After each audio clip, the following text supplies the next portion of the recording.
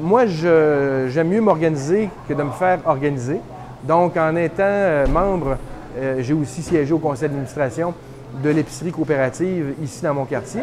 Bien, ça me permet d'avoir une influence, pas juste sur ce que je mange ou ce que ma famille mange, mais aussi de choisir ce qui est disponible dans l'épicerie, de savoir d'où ça vient, de savoir comment c'est produit. Puis, à travers la direction de l'épicerie, le conseil d'administration, l'assemblée générale des membres, bien, de pouvoir avoir une influence réelle sur comment je consomme. La dimension environnementale est à la base de la fondation de l'entreprise, de la coopérative, parce que moi, c'était une valeur qui m'était très, très chère depuis que je suis toute petite. Puis je voulais faire la différence là, dans ma vie de tous les jours. Fait que quand j'ai visité une autre petite épicerie qui ressemblait à la nôtre à l'époque, dans Charlevoix, je me suis dit, je veux faire ça moi aussi. C'est trop génial. Je veux faire ma part pour l'environnement, puis je veux embarquer les gens avec moi là-dedans. Bien, mon implication aussi dans le milieu politique, elle vient de loin. C'est-à-dire que dans ma famille, on croyait dans l'action politique.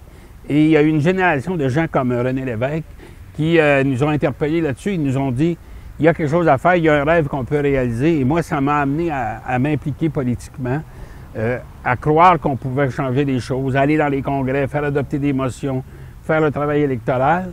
On connaît aussi toutes les frustrations qu'il y a là-dedans, là, mais globalement, bien, cet investissement-là, il est venu un peu de la famille chez nous qui avait foi en ça, et aussi je vais le dire aussi de notre éducation qui nous disait il faut qu'on fasse notre part dans la société.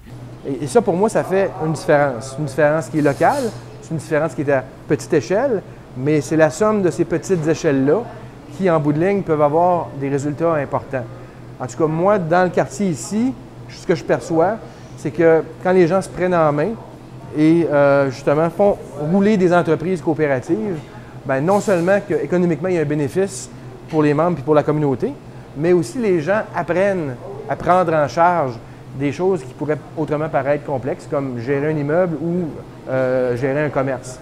Donc, en m'impliquant dans ma coopérative épicerie ici dans le quartier Saint-Roch, j'en retire pas mal plus que ce que je donne, à mon avis.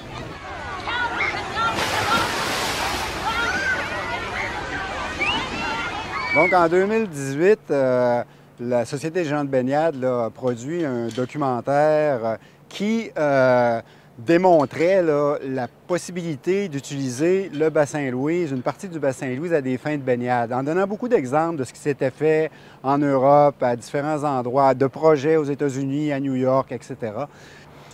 2 ans plus tard, le Port de Québec, finalement, à l'été 2021, qui est arrivé avec une proposition de dire est-ce qu'on pourrait, plutôt que de faire le bain portuaire en question, plutôt que de le faire à la tête du bassin, le faire près de l'édifice du 400e.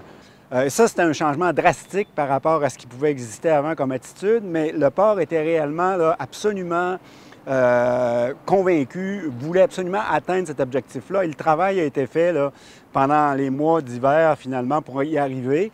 Et malgré tout, le 1er juillet, ça a été ouvert. Ça a été ouvert par une baignade symbolique avec un achalandage estimé d'environ 400 à 1000 personnes par jour. Donc, le projet, le bilan de l'an 1, c'est un succès total.